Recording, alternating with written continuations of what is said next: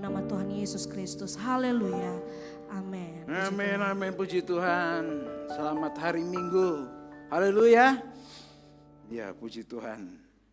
Yes. Bulan Oktober. Kalau kita ada sampai hari ini itu semua karena kebaikan dan kemurahan Tuhan. Amin.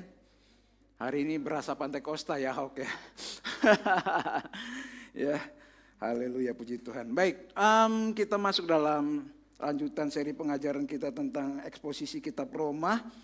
Hari ini kita akan membaca di Roma 6 ayat yang ke-15. Tema minggu ini adalah dibebaskan, the freedom ya. Kalau kita bicara dibebaskan, merdeka selalu identik dengan perang. Ya, identik dengan perang. Kalau mau merdeka kita harus perang. Contoh Indonesia merdeka kita harus berperang melawan penjajah. Ya, bikin dosa. Bahkan diserang oleh agama-agama lain di perdebatan. Kalian kan boleh bikin dosa, kan tetap diampuni katanya. Wow. Ya. Nah, mari kita belajar motivasi untuk hidup dalam kebenaran bagi Tuhan. Itu kita meninggalkan cara hidup yang lama. Lebih enak jadi jemaat biasa. Gak buat dosa, yang penting baik. Netral. Gak usah fanatik lah sama gereja. Ya. Saya kurang lebih 12 hari di Surabaya, saya ketemu saudara saya, teman-teman saya. Mereka pakai bahasa Jawa. Wis kok aku gak gereju-gerejuan maneh. Loh kenapa? Aku pindah dari gereja A ke gereja B, ribut pendetanya soal uang. Pindah lagi ke satu lagi, ribut lagi soal uang. Aku tuh dulu tuh kok pelayanan seminggu bisa 3-4 kali aku di gereja. Wih. Tapi sekarang aku gak gereju-gerejuan. Yang penting aku baik.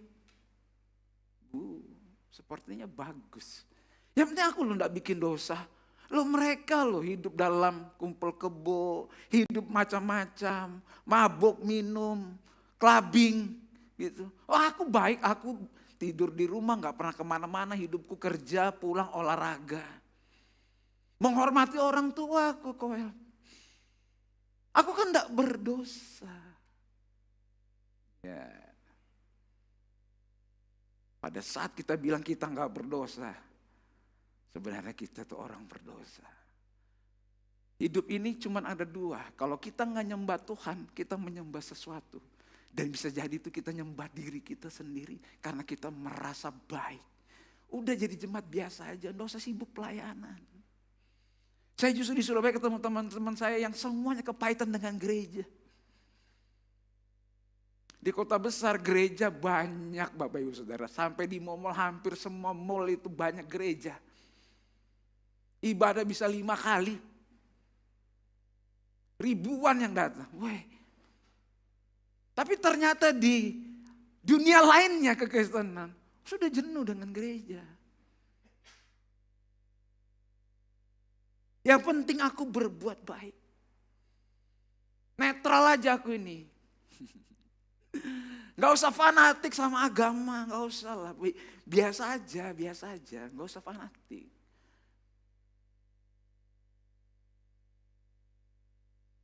Roma 6 ayat 16a. Apakah kamu tidak tahu bahwa apabila kamu menyerahkan dirimu kepada seseorang sebagai hamba untuk mentaatinya, kamu adalah hamba orang itu. Tidak ada hamba netral. Tidak ada. Yang ada berdosa atau benar. Alkitab tidak pernah di tengah-tengah abu-abu, tidak. Berdosa ya berdosa, kebenaran ya kebenaran. Tidak ada abu-abu. Di tengah-tengah. Terus aku baik ya bisa, jahat ya bisa. Kalau orang jahat sama aku bisa lebih jahat sama dia. Wih, sepertinya kata-katanya motivasi banget. Apakah itu sesuai dengan firman Tuhan? Jadi tidak ada hamba netral. Kalau kita bicara hamba, bukan hamba Tuhan doang ya. Kita semua ini adalah hamba kebenaran. Tidak ada hamba netral, enggak ada. Hidup di dunia abu-abu. Gereja iya, yang lain juga iya. Nah, Kita akan belajar dulu hamba dosa dulu kita belajar. Ya. Roma 6 ayat 16 dan 17. Apakah kamu tidak tahu bahwa apabila kamu menyerahkan dirimu kepada seseorang sebagai hamba untuk mentaatinya, kamu adalah hamba orang itu yang harus kamu taati.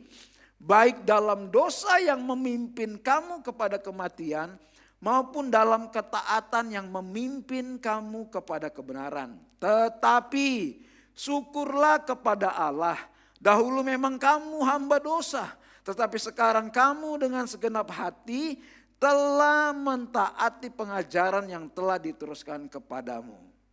Saya garis bawah ini, tetapi syukurlah kepada Allah. Masalahnya gini, kita ini orang berdosa. Kita nggak bisa benar sendiri dengan perbuatan kita. Apa itu hamba dosa? Saya coba ngomong pakai bahasa Yunani, bahasa aslinya ya, walaupun agak sulit saya ngomong. Doloi tes hamartias, slave of sin, hamba atau budak dosa. Kita ini budak dosa. Ya. Kalau diterjemahkan lagi bahasa Yunaninya, ya, ini ada gendernya gender feminim. Gender feminim itu apa? Menarik. Menyenangkan melihat dosa.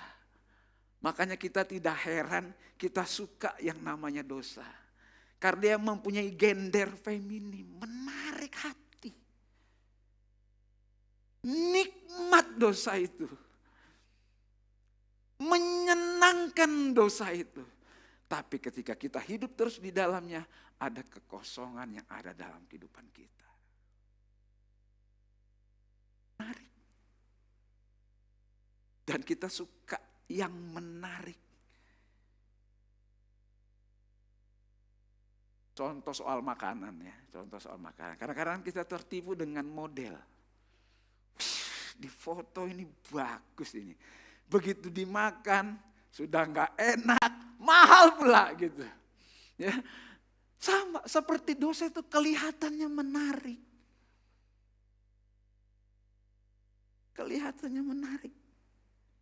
Nah, jika kita hidup tidak sesuai dengan Injil, maka kita orang berdosa. Siapa yang bisa menjadi orang tidak berdosa dalam kehidupan kita? Tidak ada. Tidak ada orang yang benar kita ini. Ketika kita lahir itu kita sudah orang berdosa.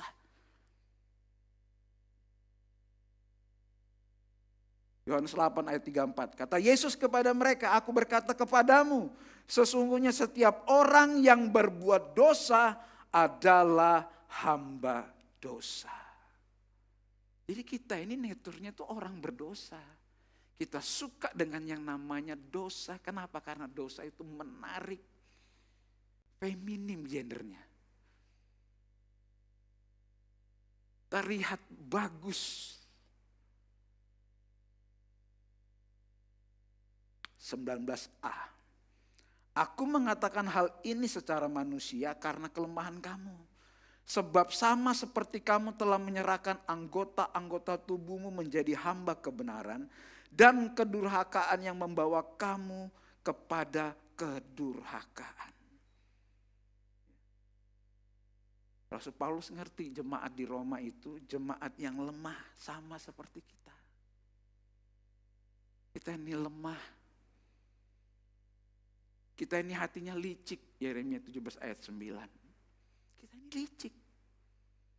Ya, antar suami istri aja kita bisa licik. Tapi yang tahu kita sendiri benar.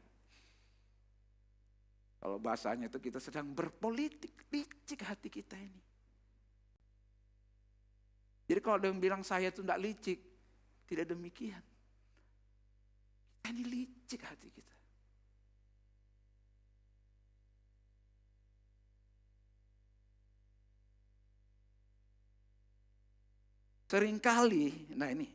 Seringkali kita tahu firman hanya untuk memuaskan intelektual kita.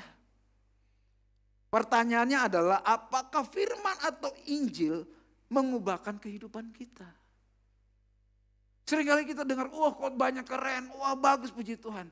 Tapi kita tidak mengalami firman itu dalam kehidupan kita. Kita tidak mengalami Injil itu dalam kehidupan kita. Bahkan kita bisa pakai intelektual kita untuk menghakimi orang lain.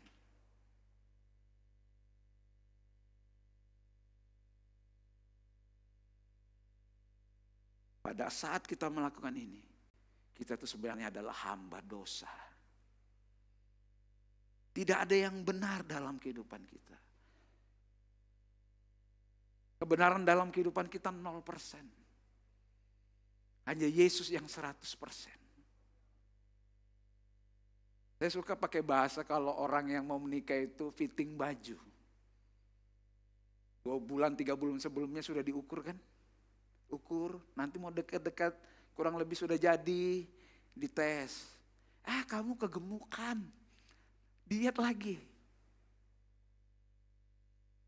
2 minggu sebelum acara, fitting lagi. Masih kelihatan. Uruskan lagi. Terus sampai hari H. Nah, firman itu bentuknya nggak berubah. Kita yang harus fit in ke firman Tuhan. Bukan firman Tuhan yang ngikutin kita. Kita yang harus fit in dengan firman Tuhan. Seringkali malah kita pakai firman Tuhan untuk memuaskan keinginan kita. Yang harusnya ini firman, kita yang perlu fit in. Fitting di dalam firman itu. Karena firman Tuhan ukurannya jelas, dia tidak abu-abu.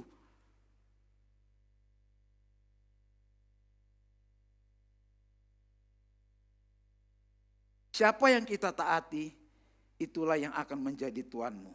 Pertanyaannya, siapa Tuhan kita sekarang? Saya kan tidak nyembah berhala lagi. Kalau nggak ada patung-patung, saya sembah-sembah lagi. Saya sudah Kristen. Saya nggak nyembah patung-patung lagi.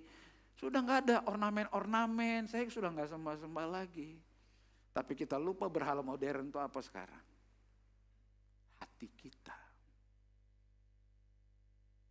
Keinginan kita. Kepuasan hati kita yang harus terus dipenuhi.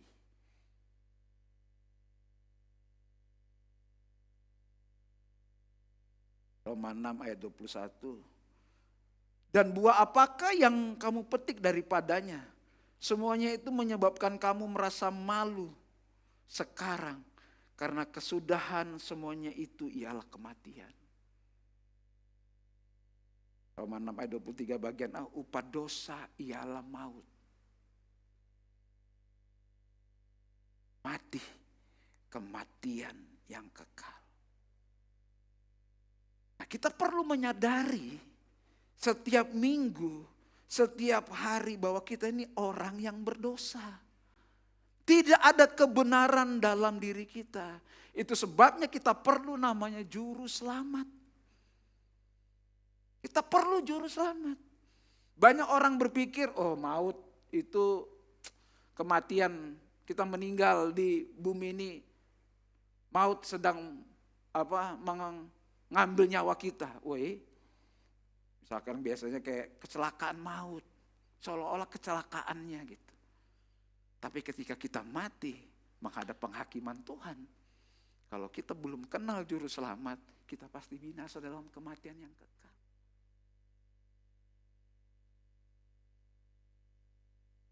Nah, itu sebabnya kita perlu jalan ketiga. Bagaimana cara menyelamatkan kita ini? Kita perlu juru selamat. Kita perlu dari hamba dosa menjadi hamba kebenaran. Masalahnya kita nggak mampu dari hamba dosa menjadi hamba kebenaran. Kita nggak mampu. Siapa yang mampu? Hari ini engkau mendengar firman Tuhan, kamu harus berbuat baik. Paling lama 3 bulan.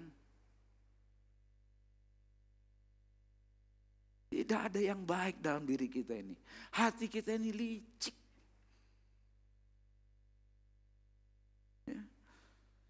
Nah, sekarang kita belajar tentang hamba kebenaran. Roma 6, 17a sampai 18. Tetapi sekarang But thanks be to God. Kamu dengan segenap hati telah menaati pengajaran yang telah diteruskan kepadamu. Kamu telah dimerdekakan dari dosa dan menjadi hamba kebenaran. Tetapi sekarang tuh bahasa Inggrisnya bagus tuh.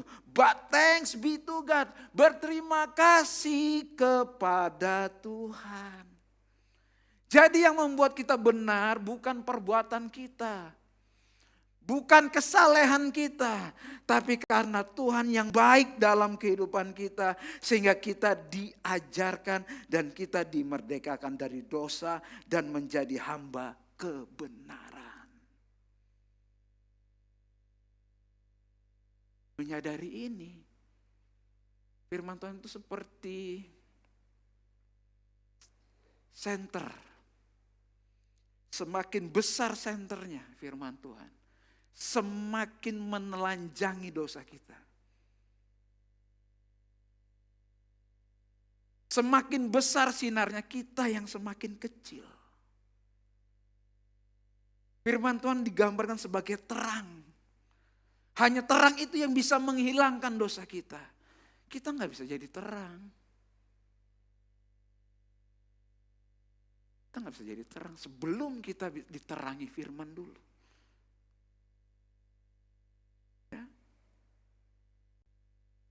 Thanks be to God ini bukan karena perilaku atau perbuatan kita, tapi inisiatif Tuhan. Dia datang untuk membuat kita menjadi hamba kebenaran. Bukan inisiatif kita. Saya masih ingat ya, saya dan teman-teman saya, sudah kita harus pergi gereja. Kita seminggu ini sudah bikin dosa. Kita harus minta ampun sama Tuhan. Seolah-olah dengan kita minta ampun, tiba-tiba kita menjadi hamba kebenaran.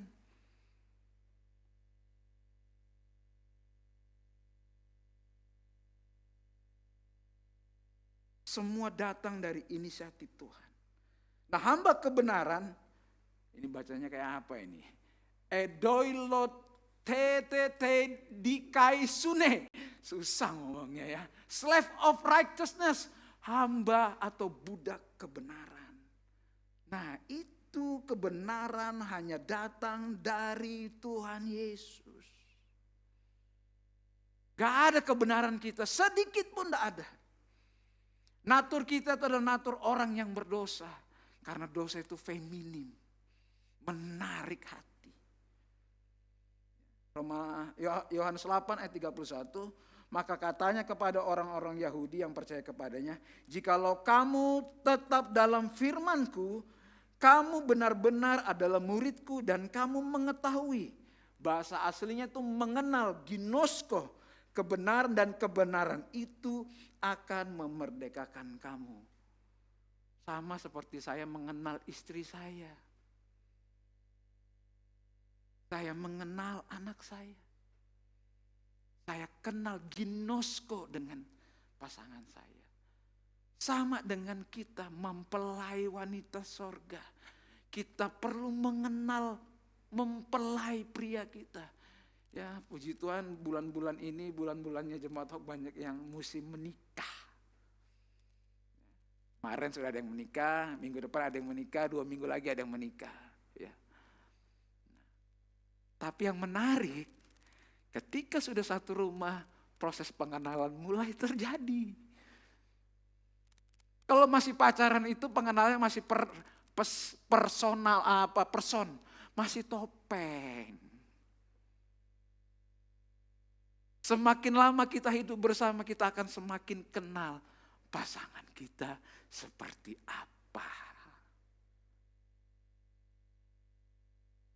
Itu sebabnya firman Tuhan mengajarkan kita semakin hari, semakin kenal Tuhan. Semakin kita mengenal Tuhan, kebenaran akan datang sama kita. Kebenaran akan memerdekakan kita. Ginosko.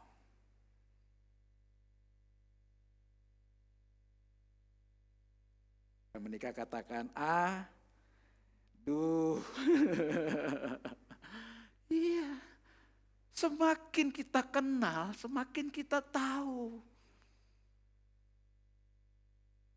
Mungkin kalau istri saya bisa bilang ya, ternyata kau itu orangnya jorok. Taruh handuk sembarangan, handuk basah, lupa ditaruh kembali ke tempatnya. Gitu ya, ambil baju sudah disusun, ambil baju satu, terbongkar semua. Akhirnya sama dia, dibongkar dibiarin cari sendiri. Itu kehidupan mengenal. Sudah gak usah dirapiin, nanti tambur sendiri. Nanti mungkin muyak ngelihatnya karena gak rapi, dirapikan, nanti begitu lagi. Itulah kehidupan kita. Kalau Tuhan kita mengenal Tuhan, Tuhan pasti kenal kita. Absolutely. Jelas Tuhan pasti kenal kita. Seringkali pengenalan kita ini belok. Karena apa? Karena ajaran dari kecil. Kamu kalau bohong nanti Tuhan marah ya sama kamu.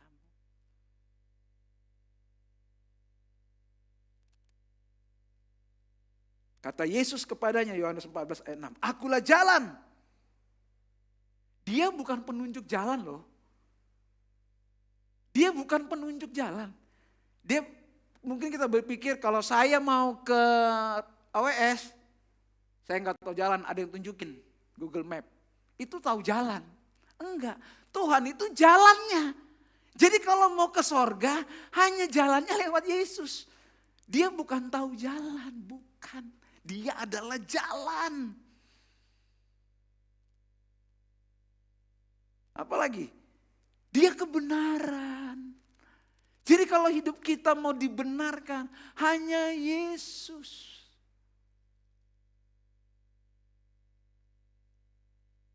Jangan pernah kita berpikir, apalagi dengan kebenaran kita, perbuatan kita bisa datang kepada Bapa. Oh, tidak akan pernah bisa.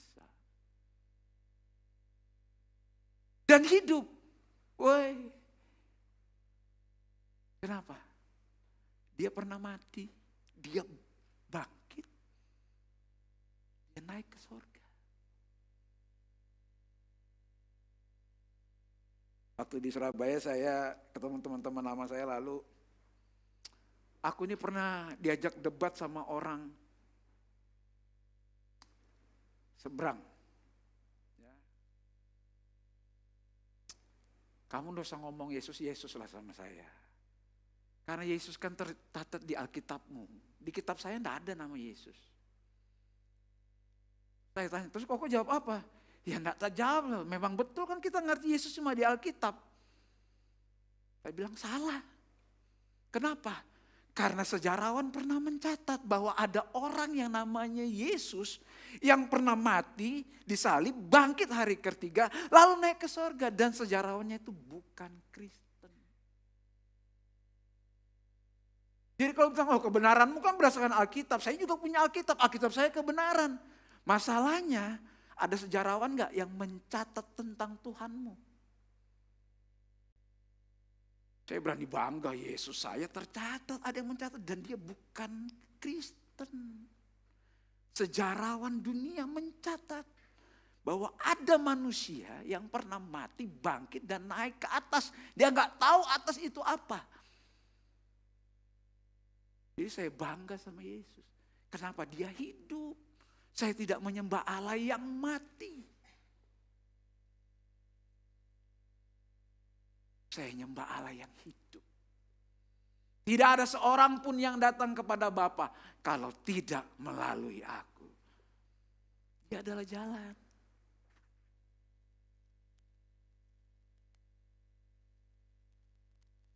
Kebenaran bukan teori yang dipelajari, tetapi pribadi yang perlu kita kenal. Kita perlu mengerti ini. Kita perlu mengerti ini. Demikian hal kamu sekarang harus menyerahkan anggota-anggota tubuhmu menjadi hamba kebenaran yang membawa kamu kepada pengudusan. Tolong tampilkan ada 2 tulisan ini. Ya, next, selanjutnya. Ada bagian justification, ada bagian progresif. Ya, masalahnya kan gini, kan aku kehidupan ini sering jatuh bangun dalam kehidupan ini. Hari ini tidak berdosa, besok bisa bikin berdosa. Terus gimana dong kalau aku ternyata karena manusia saya ini, saya manusia yang gagal ini sering jatuh, sering bikin salah. Kita berada di progresif. Progresif itu bukan Kristen progresif ya. Artinya apa? Pengudusan kita itu berjalan terus sampai kita dipanggil Tuhan. Kita disempurnakan itu hari demi hari. Jatuh, diangkat. Berjalan lagi bersama Tuhan. Jatuh, diangkat lagi. Jadi kalau Bapak Ibu pikir kita sekali bertobat kita nggak bikin dosa lagi. Nggak bisa. Kenapa? Karena natur kita adalah dosa. Selama kita hidup di dunia ini, dosa itu selalu menarik. Selalu menarik. Selalu menarik. Kita dibenarkan sekali untuk selamanya. Cukup. Ya. Dianugerahi sekali untuk selamanya. Karya Allah melalui Kristus yang mati bagi kita cukup satu kali. Ya. Sempurna di dalam kekekalan, tapi berjalannya waktu ke sana kita melalui yang namanya proses pengudusan. Disempurnakan dari hari ke hari. Jadi kalau hari ini kamu ngerti firman Tuhan tidak boleh ini, kamu bisa. Lalu kamu merasa suci, lalu kamu besok ternyata bikin dosa yang sama, lalu kamu menghakimi diri kamu sendiri. Kamu akan capek. Lelah kehidupan seperti ini. Kenapa? Karena natur kita itu suka yang feminim. Suka yang menarik hati. Itu sebabnya kita perlu dikuduskan melalui Roh Kudus setiap hari dalam kehidupan kita. Siapa yang mengerjakannya? Bukan kita yang mengerjakannya. Injil yang mengerjakan di dalam kehidupan kita. Ya. Proses umur hidup. Seumur hidup. Sama kita berproses sama pasangan kita. Seumur hidup.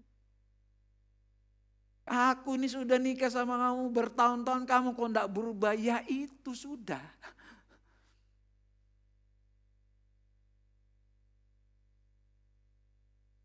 Proses kehidupan.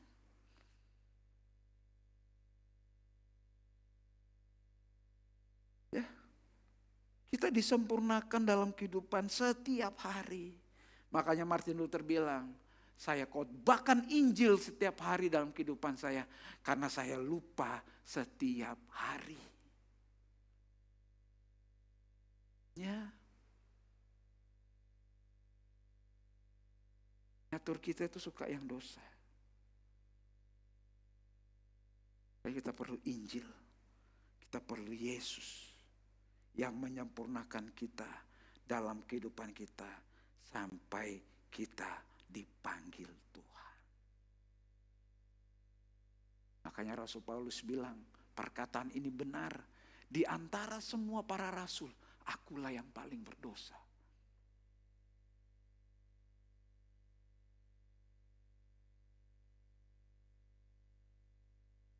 Upah dosa ialah maut, tetapi karunia Allah ialah hidup yang kekal dalam Kristus Yesus. Ada yang menarik menjadi pertanyaan ketika saya mengikuti program intensif City to City. Ditanya begini, kapan terakhir kali Anda bertobat? Saya disuruh tulis, kapan terakhir kali Anda bertobat? Saya ingat 23 Januari tahun 1999. Saya pertama kali terima Yesus dan dibaptis Roh Kudus. Saya pikir itu bertobat saya. Saya tulis tanggalnya. Kita lupa kita ini orang berdosa. Yang setiap hari kita perlu bertobat. Namanya lahir baru. Masih berproses. Saya pikir kapan terakhir, udah lama banget saya bertobat. Padahal saya lupa dosa-dosa yang lain. Yang dalam hati, even pun istri saya nggak tahu mungkin. Saya nggak pernah ngomong.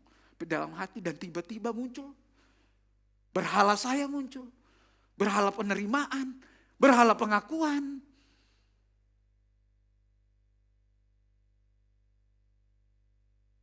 Dan itu perlu bertobat setiap hari.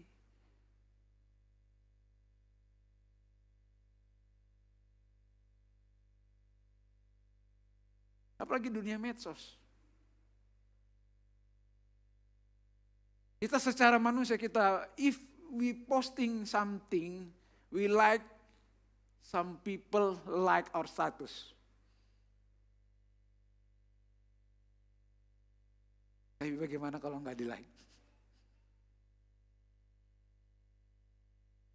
Saya ingat, nggak mungkin Pastor Welin nggak lihat status saya. Kalau lihat kenapa? Harus di-komen, harus di-like.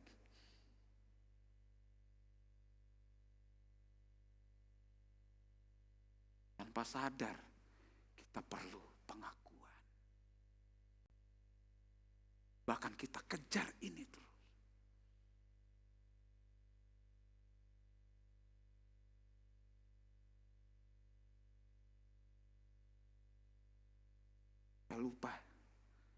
Saya lupa, saya pikir saya bertobat tahun 99. Pertama kali saya menerima baptisan Roh Kudus, saya pikir itu cukup.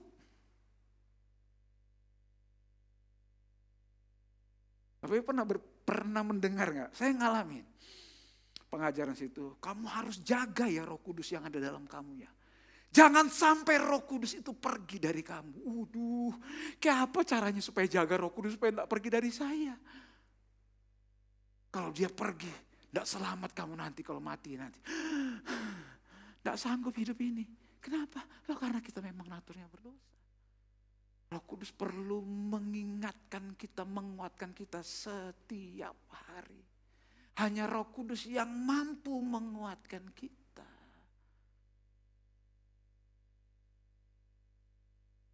Apa kita bisa jaga Roh Kudus?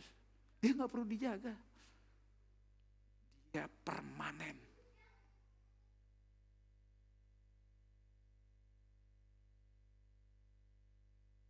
Tuhan mengubah kita dari dalam.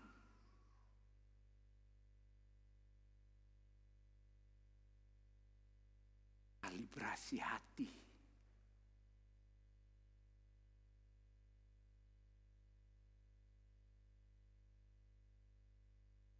Hati yang harus dikalibrasi terus, setiap hari.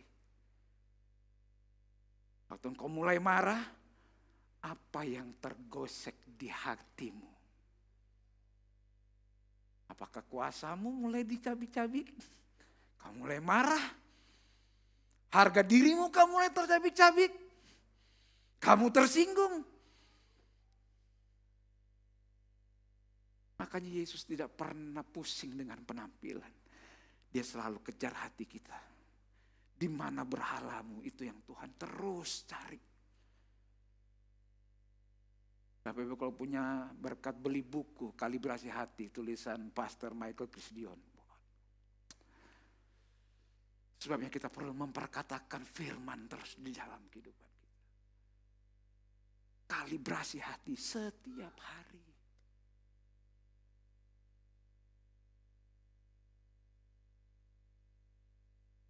Yohanes 3:6, kamu akan kuberikan hati yang baru dan roh yang baru di dalam batinmu. Siapa yang kasih? Tuhan. Tidak bisa kita tiba-tiba, Tuhan aku mau buat hatiku menjadi hati yang baru. Nggak bisa. Yang kasih hati yang baru itu hanya Tuhan yang bisa kasih hati yang baru. Apalagi? Roh yang baru dalam batinmu. Bukan jam doamu. Kamu bisa diperbaharui. Tuhan yang kasih. Waduh, saya baca ayat ini, wah. Dan aku akan menjauhkan dari tubuhmu hati yang keras. Seringkali kita berdoa, Tuhan hatiku ini keras, tolong dong. Ya gak apa-apa sih minta berdoa. Tapi kalau itu terjadi bukan karena doa kita semata-mata. Tapi Tuhan yang kasih. Jadi kalau engkau bisa hatimu lembut, itu datangnya dari Tuhan. Saya sudah banyak bimbingan pranikah. Tidak ada satupun yang bilang hatinya lembut. Yang aku hati saya lembut loh. Tidak ada. Aku ini keras Koel, dia juga keras. Semua pasangan. Ada yang bilang, oh hatiku lebih lembut. Tidak. Semua mengakui hatinya keras. Kalau engkau bisa lembut bukan karena perbuatanmu, tapi Tuhan yang kasih. Lewat firman yang terus setiap hari bekerja di dalam kehidupan kita. Saya pikir dengan perbuatan rohani saya, hati saya bisa lembut. Enggak.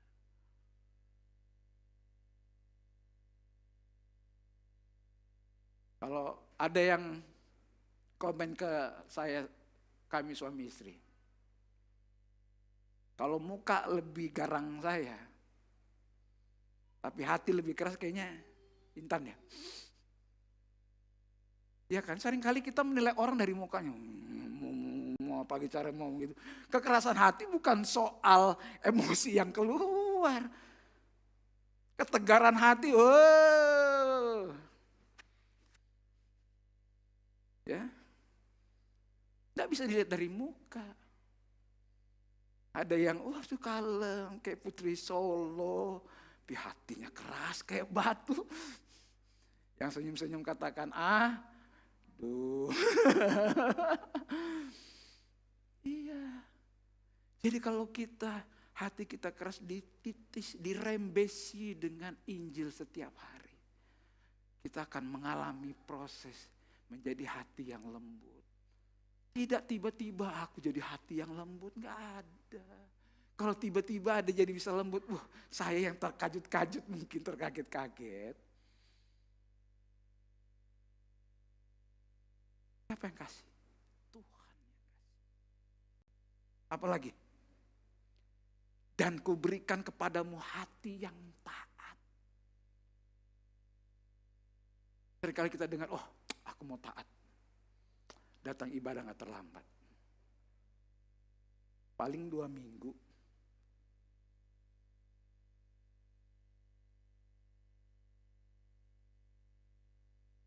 Tuhan yang kasih ketaatan. Kita gak bisa taat. Sungguh. Apalagi, rohku akan kuberikan diam di dalam batinmu. Dan aku akan membuat kamu hidup menurut segala ketetapanku. Dan berpegang pada peraturan-peraturanku. Dan melakukannya. Siapa yang kasih? Tuhan yang kasih kalau kita bisa melakukan firman Tuhan.